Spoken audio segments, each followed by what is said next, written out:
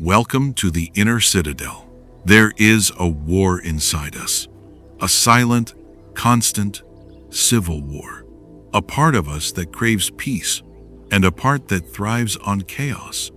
A part that seeks stillness, and a part that is addicted to the next interruption, the next notification, the next desire.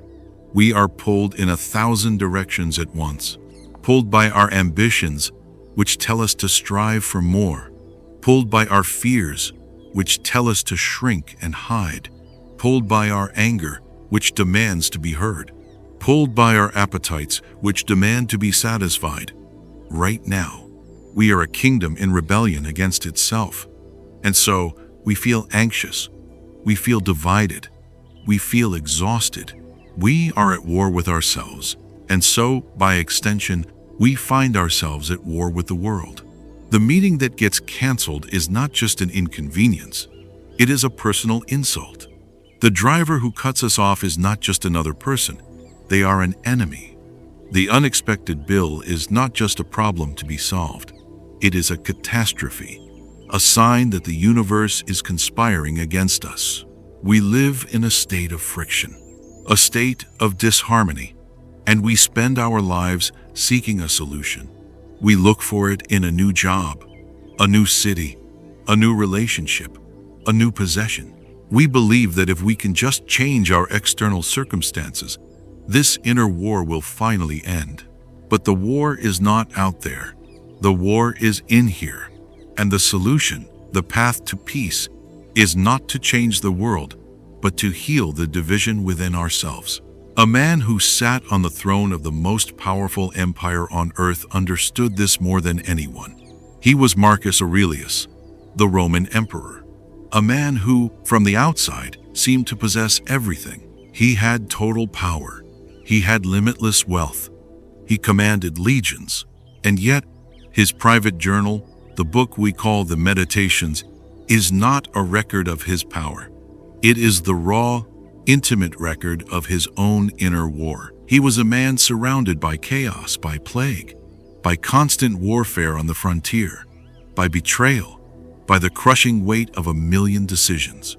He had no external peace, so he was forced, by necessity, to build an internal one. He was not writing for us, he was writing for himself.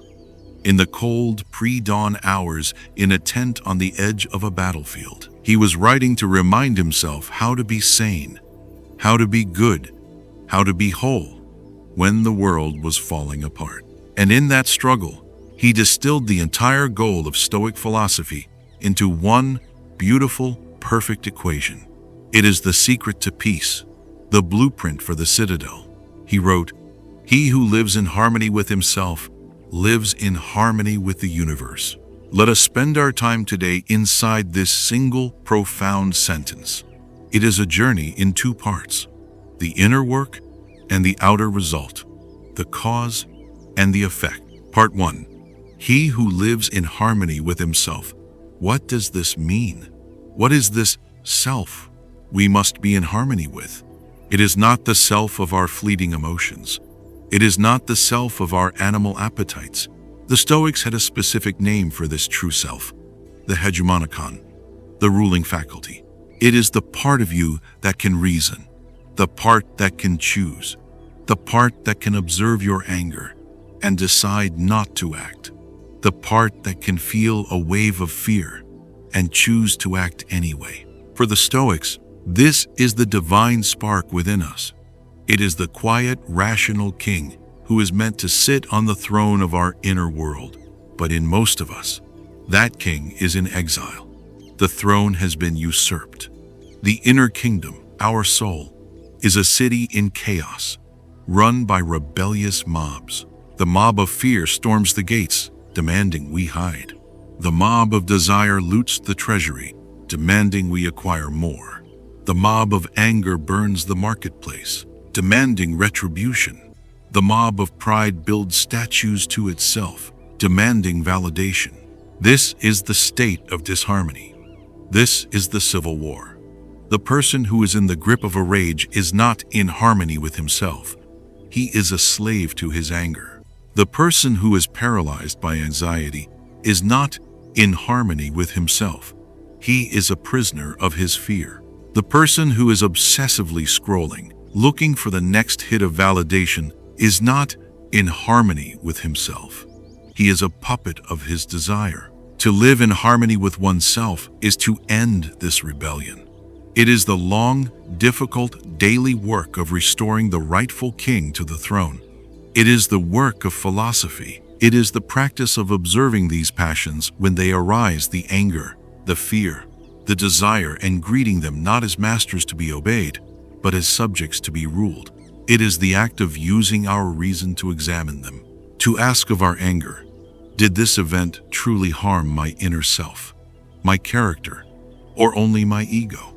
To ask of our fear, is this a rational threat or a ghost created by my imagination? To ask of our desire, is this something I truly need for a good life? Or is this a preference that society has sold me? This is the path to freedom. Because freedom, for the Stoic, is not the power to do whatever you want. That is just slavery to your strongest impulse. True freedom is the power to not be controlled by your impulses. It is the power to choose, calmly and deliberately, how you will respond. This inner harmony is also the source of true self-sufficiency. The mind at war with itself is a mind full of needs. It needs validation from others to quiet the mob of pride. It needs possessions and status to quiet the mob of desire. It needs the world to be safe and predictable to quiet the mob of fear. This mind is a black hole of need. It is dependent on everything and everyone. It is fragile. But the harmonious mind, the mind ruled by reason, is different. Its peace is not contingent on external applause. It is its own audience. Its wealth is not found in great possessions, but, as Seneca said, in having few wants. It is simple. It is self-contained. It does not need the world to be predictable, because it has trained itself to meet the unpredictable with courage and reason. This is the inner citadel. It is a mind that has made peace with itself. It is a soul that is unified, whole, and free from the civil war of the passions. This is the first and most important half of the equation. This is the work. Part 2. Lives in harmony with the universe. This is the reward. This is the great liberation. When you have done the inner work, the outer world transforms. Not that the world itself changes, but your experience of it changes completely.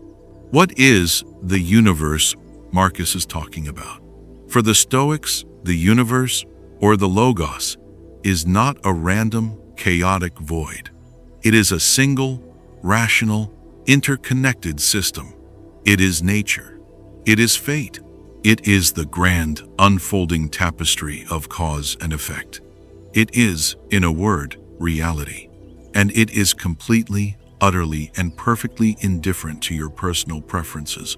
The universe does not care if you get the promotion. The universe does not care if you get stuck in traffic. The universe does not care if you are praised or insulted. It simply unfolds according to its own vast and often unknowable logic. The person in a state of inner disharmony is, by necessity, in a state of outer disharmony. The mind ruled by the mob of desire demands that the universe give it what it wants. When the universe fails to deliver, that person is filled with frustration and resentment. The mind ruled by the mob of fear demands that the universe be safe and predictable. When the universe delivers a crisis or a loss, that person is shattered by anxiety and despair. This person is at war with reality. They are trying to impose their will on the logos.